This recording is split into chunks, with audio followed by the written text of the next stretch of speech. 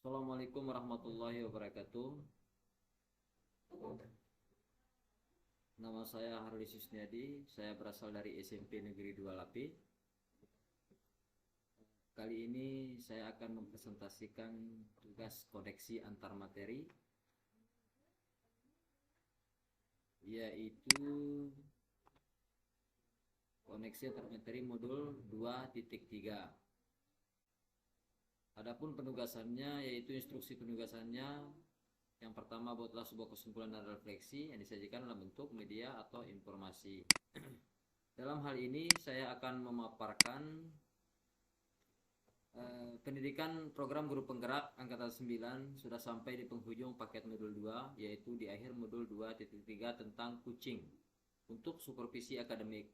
Sebelum mengakhiri kegiatan pembelajaran secara mandiri, izinkan saya untuk membuat sebuah kesimpulan refleksi dan berkaitan dengan modul 2.3 kucing untuk supervisi akademik dengan pembelajaran berdiferensiasi dan pembelajaran sosial dan emosional dalam tugas 2.3A8 koneksi antar materi.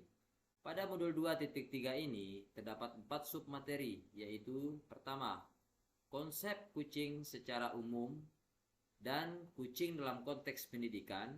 Yang kedua, paradigma berpikir dan prinsip kucing. Yang ketiga, kompetensi inti kucing dan Tirta sebagai alur percakapan kucing. Dan 4, supervisi akademik dengan paradigma berpikir kucing. Yang pertama, konsep kucing secara umum dan kucing dalam konteks pendidikan. Supervisi akademik ini dilakukan untuk memastikan pembelajaran yang berpihak pada murid.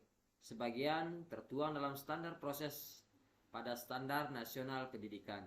Selain bertujuan untuk memastikan pembelajaran yang berpihak pada murid, supervisi akademik juga bertujuan untuk pengembangan kompetensi diri dalam setiap pendidikan di sekolah.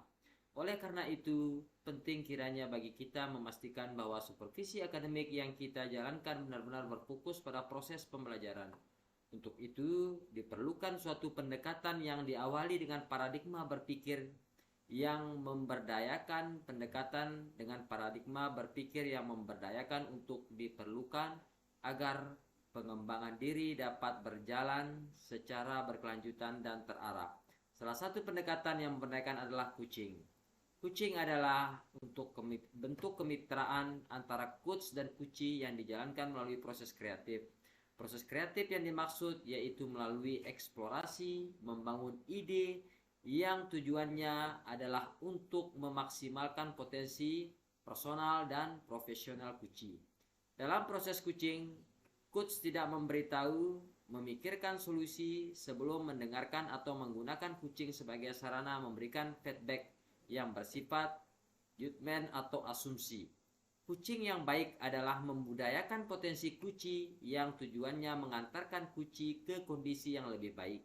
Dalam proses kucing, seorang coach juga harus memiliki skill pendengar yang baik, dapat mengajukan pertanyaan yang berbobot, dapat memancing ide-ide, dan dapat memfasilitasi pertumbuhan dari kuci.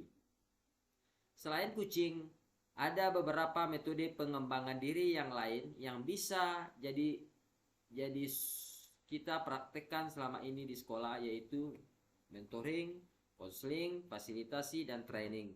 Mentoring sebagai suatu proses di mana seorang teman, guru, pelindung, atau pembimbing yang bijak dan penolong menggunakan pengalamannya untuk membantu seseorang dalam mengatasi kesulitan dan mencegah bahaya. Konseling adalah hubungan bantuan antara konselor dan klien yang difokuskan pada pertumbuhan pribadi dan penyesuaian diri serta pemecahan masalah dan pengambilan keputusan. Fasilitasi sebagai sebuah proses di mana seorang yang dapat diterima oleh seluruh anggota kelompok secara substantif, berdiri, netral, dan tidak punya otoritas mengambil kebijakan. Melakukan intervensi untuk membantu kelompok memperbaiki cara-cara mengidentifikasi dan menyelesaikan berbagai masalah, serta membuat keputusan agar bisa meningkatkan efektivitas kelompok. Itu training merupakan suatu usaha yang terencana untuk memfasilitasi pembelajaran tentang pekerjaan berkaitan dengan pengetahuan, keahlian, dan perilaku oleh para pegawai.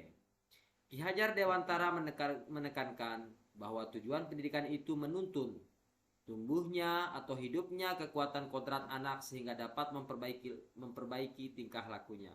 Oleh sebab itu, keterampilan kucing perlu dimiliki para pendidik untuk menentu segala kekuatan kodrat agar mencapai keselamatan dan kebahagiaan sebagai manusia maupun anggota masyarakat.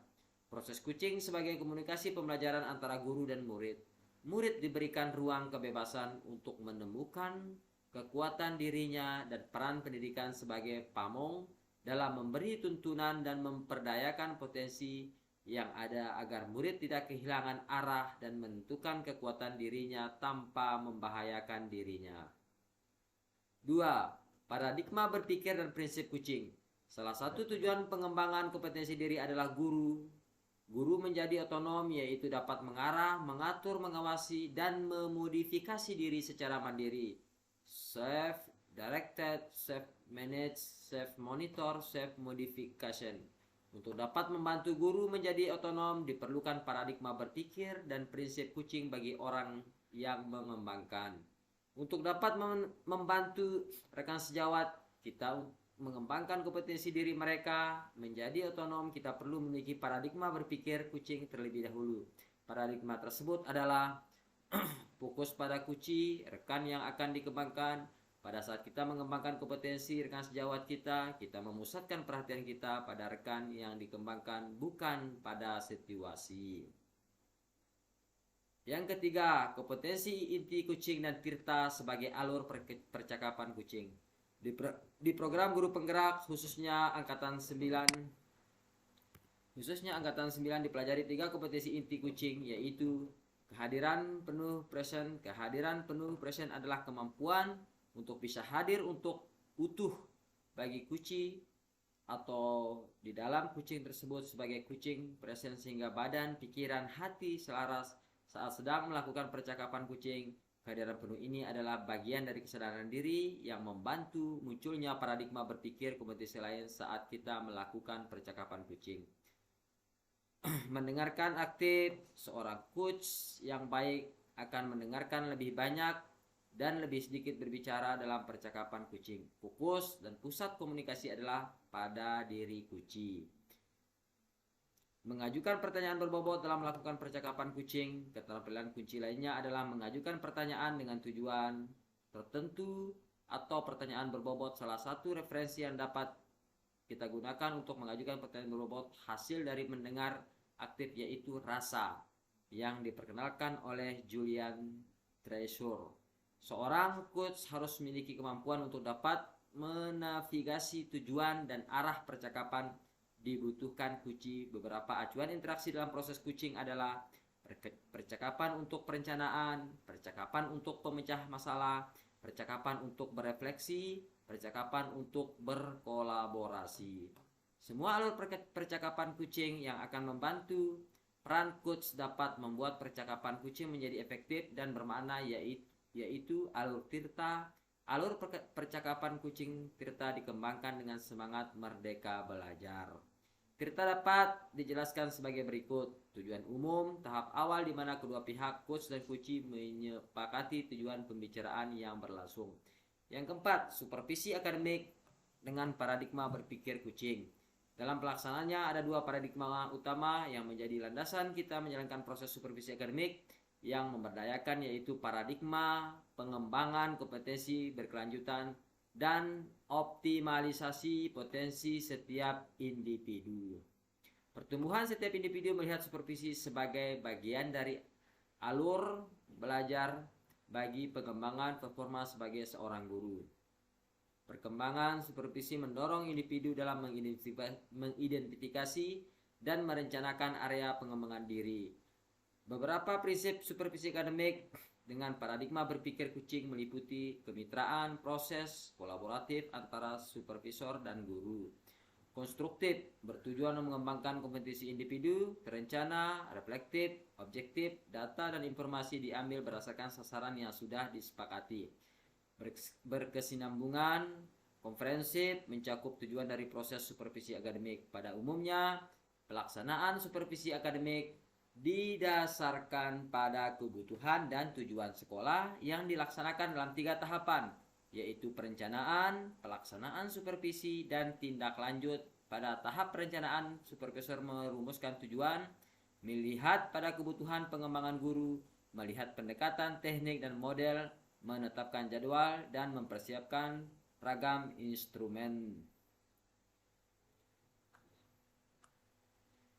Berdasarkan uraian materi di atas dapat disimpulkan bahwa coaching adalah bentuk kemitraan antara coach dan coachee yang dijalankan melalui proses kreatif. Proses kreatif yang dimaksud yaitu melalui eksplorasi, membangun ide yang tujuan adalah untuk memaksimalkan potensi personal dan profesional coachee. Proses coaching merupakan proses untuk mengaktifasi kerja otak coach dan coachee. Pertanyaan-pertanyaan reflektif dalam dapat membuat coachee melakukan metakognisi. Selain itu, pertanyaan-pertanyaan dalam proses coaching juga mendorong coachee berpikir secara kritis dan mendalam yang bermuara pada coachee dapat menemukan kekuatan diri dan potensi untuk terus dikembangkan secara berkesinambungan atau menjadi seorang pembelajar sepanjang hayat. Proses coaching ini harus dilandasi paradigma coachee, yaitu fokus pada coachee, rekan yang akan dikembangkan, bersikap terbuka dan ingin tahu, memiliki kesadaran diri yang kuat, serta mampu melihat peluang baru dan masa depan. Sedangkan prinsip coaching adalah kemitraan proses kreatif dan memaksimalkan potensi. Demikianlah tugas koneksi antar materi modul 2.3. Mudah-mudahan apa yang saya sampaikan atau presentasikan ada manfaatnya. Lebih kurang saya mohon maaf. Akhirul kalam, wabillahi taufiq wal hidayah. Wassalamualaikum warahmatullahi wabarakatuh.